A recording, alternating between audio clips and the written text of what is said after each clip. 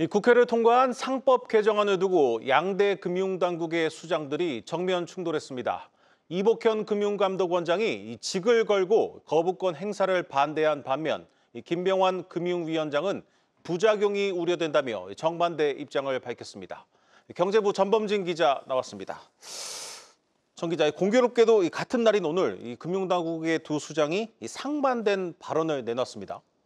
예, 그렇습니다. 먼저 오늘 포문을 연 건 상법 개정안 통과에 직을 걸겠다고 공언해온 이복현 금감원장입니다.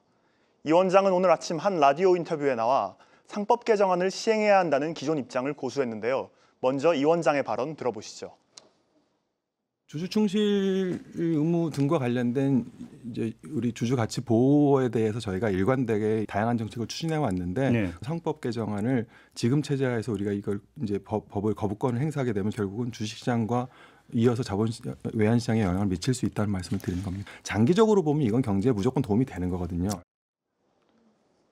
이 원장은 이사의 주주 충실 의무 도입이 엎어지면 외국인 투자자들이 한국 시장에 대한 신용을 완전히 잃을 것이라며 상법 개정안을 두둔했습니다. 네.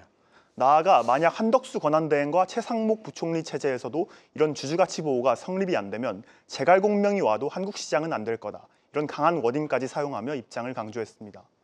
이후 오전 시간대에는 김병환 금융위원장이 언론을 만나 사실상 정반대의 입장을 내비쳤는데요. 김 위원장의 발언도 들어보겠습니다. 일반 주주를 보호하고 중시하는 경영을 해야 된다라는 필요성에 대해서는 기본적으로 강한 의지와 필요성을 느끼고 있습니다. 근데 이제 그 방식이 상법 지금 개정하는 내용으로 그 선의의 어떤 그거를 달성할 수 있느냐 이런 부분을 봤을 때 부작용이 좀 우려되고 그 부분에 대한 대안으로서 저희들이 자본시장법 개정을 우선했으면 좋겠다. 이처럼 김 위원장은 조심스럽지만 분명하게 상법 개정안에 대한 반대 의견을 표명했습니다.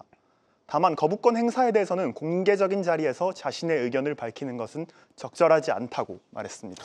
네, 결국 이제 두 사람 모두 주주 보호라는 상법 개정안의 취지에는 공감을 하지만 이 재계에서 우려하는 이 부작용을 두고 좀 입장이 엇갈리고 있는데 결국 개정안에 대한 해석이 다른 것 아니겠습니까?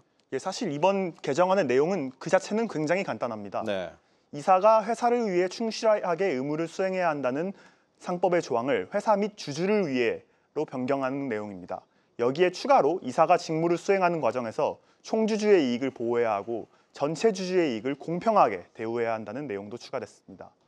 재계는 이렇게 이사의 충실 의무를 주주까지 넓히는 게 글로벌 스탠다드에 맞지 않고 주주 간 이해관계가 엇갈릴 때 이사가 어느 쪽에 충실해야 할지를 규정하지 않아 위헌 논란 및 이사들에 대한 소송 남발의 가능성을 불러올 것이라고 반발하고 있습니다. 네. 이에 이 원장은 오늘 재계가 가짜뉴스를 펴고 있다며 미국 상장 기업의 80%가 위치한 델러웨어주의 회사법 등 국제 기준에 부합하는 사례는 얼마든지 있다고 반박했습니다. 네, 요약하면 여당과 금융위원회, 재계는 거부권을 행사해야 한다는 의견에 가깝고 이 금감원과 야당은 그 반대편에 서 있는 조금 이제 기묘한 상황입니다. 그렇다면 이런 논란은 언제쯤 끝나는 겁니까? 예, 우선 이 거부권, 정확히 말하면 제2요구권의 행사 기한은 오는 4월 5일까지입니다. 이때까지 정부는 국무회의를 열고 법안을 국회로 돌려보내거나 공표를 해야 하는데요. 향후 일주일 안에 헌법재판소가 윤석열 대통령의 탄핵을 기각하거나 각하하지 않는다면 선택권은 사실상 한덕수 권한대행의 손에 쥐어집니다. 이 원장은 상법의 소관부처인 법무부와 금융위원회에 공문을 보내고 한국경제인협회에 공개 토론을 제안해 상법 개정안 공표의 필요성을 강조하겠다는 입장입니다.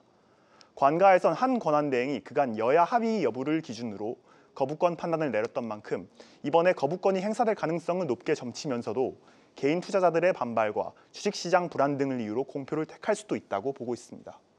네, 잘 들었습니다. 경제부 전범진 기자였습니다.